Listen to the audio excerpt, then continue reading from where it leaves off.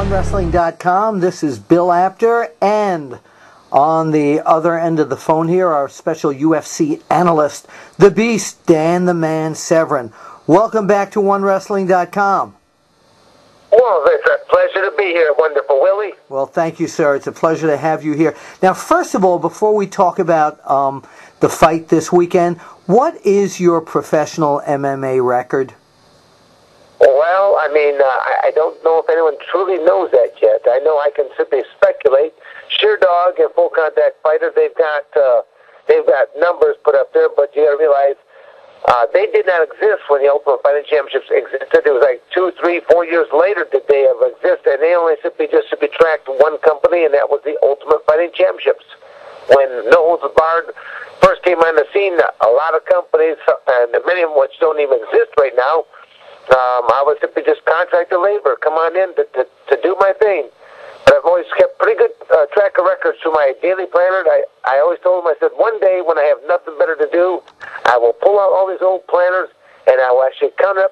I said, you might be only missing maybe half a dozen, maybe a dozen, maybe a few more. I said, I really don't know, but I can live with what they have right now, which is over 100 matches. And how many wins? I think I'm at either the 94 or 96 mark. I'll be closing in on the 100-win mark here, well, hopefully in the course of 2011.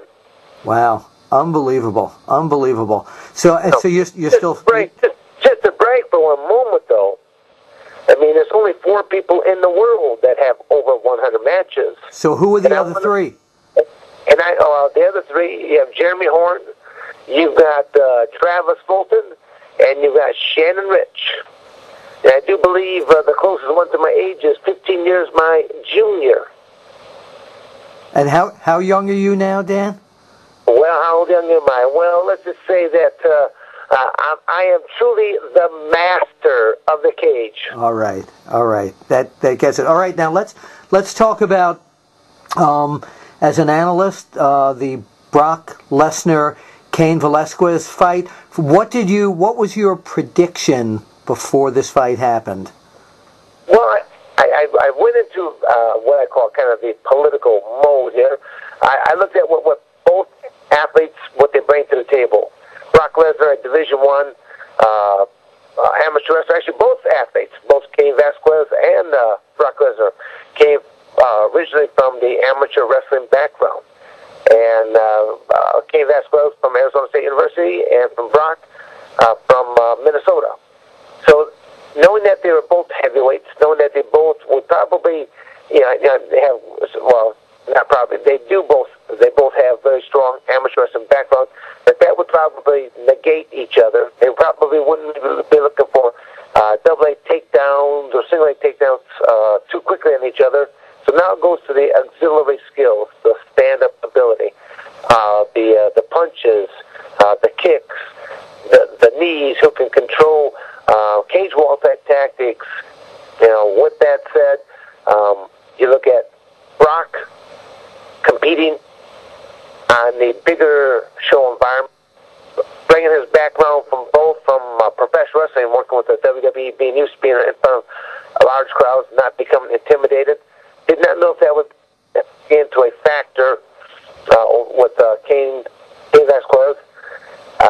On the flip side, you got Cain actually had more experience, had more matches, and his track record, he finished off, I'd say about 75-80% of his athletes TKO was hands. So giving Cain the upper hand on the hands, but at the same token, you should look at the sheer size and power that Brock brought to it. So that was kind of like bringing all the strengths of both these athletes.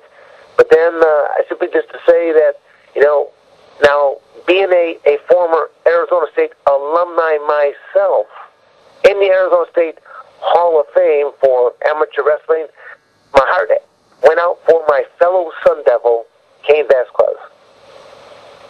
Now, so you watched the fight.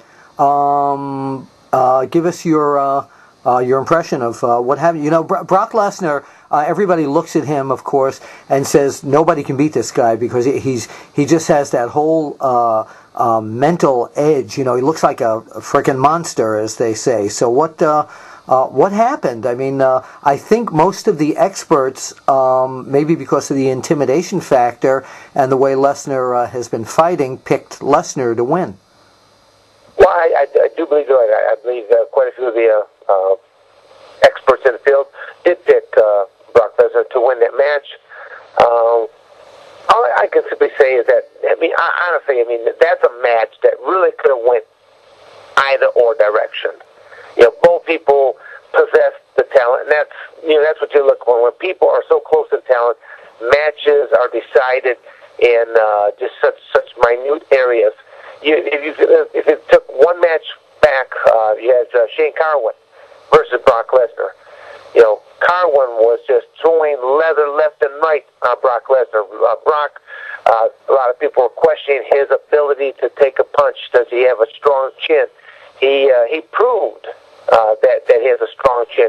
He proved that he can take a punch. I mean, Carwin basically almost mauled him. That was one of those points where a referee could have stepped in there and stopped the match, and it would have probably been justifiable. And because the match, again, it was a referee's decision, I believe he made the right decision because it was not like Brock was getting hurt in the process, but that, you know, cardiovascular took its toll on Carwin. They would go into the second round, and basically that's when Brock finished off with a submission, taking advantage of, you know, Carwin's depleted cardiovascular reserves. Getting back now to the more current match here with Cain Valasquez, Cain Valasquez, and with Brock Lesnar. You know, Cain clipped him on the chin. He was able to catch something, but again, he obviously had to have hit Brock with enough force that it wobbled Brock. You know, and him trying to catch his footing, you know, he kind of went down. He came up again, trying to catch his footing, and went back down. Basically, looked like he did like two complete circles in the process. Unlike Carwin, who ended up just throwing a veracity of blows, of which probably very, very, very few truly landed, Cain Valasquez made his shots count. So as the shots were counting, you know, the referee eventually stepped in there and stopped the match. If you're Brock Lesnar, what do you do next? Well, Brock will be back again. He's an intelligent athlete. He'll go back to that drawing table. Go back. You got to watch the match. And sometimes it's not good as the athlete to watch the match, but you got to walk in it with. You got to view this with a couple of trainers and look at what was going right, what was going wrong. Try to correct one or two wrong things, and just concentrate on what your strengths are. I mean, that's what all athletes must do in order to put together the best game plan. Brock will be back, and he's been a phenomenal champion. You got to look at the people that flock to watch a match when he is involved with it. I'm not certain if that was an attendance record or attendance pay-per-view yet. We'll probably know that in the next week or two on actual numbers. But you know, there is a reason why the prices go up, because, you know, he sells tickets one way or the other. He's box office. Dan Severn, where we've got about a minute left here. Where can people go to find you on the web? Well, the big sightings are at dansevern.com. Okay. You go to dansevern.com, and they'll find out all the crazy things I have coming up, or what has just taken place from the weekend before. Okay. Thank you, Dan Severn, and we look forward to speaking to you in the future about some of the great MMA fights coming up. Bill Apter with... Bill Apter, a.k.a. Wonderful Willie. You got it. We'll see you at the matches.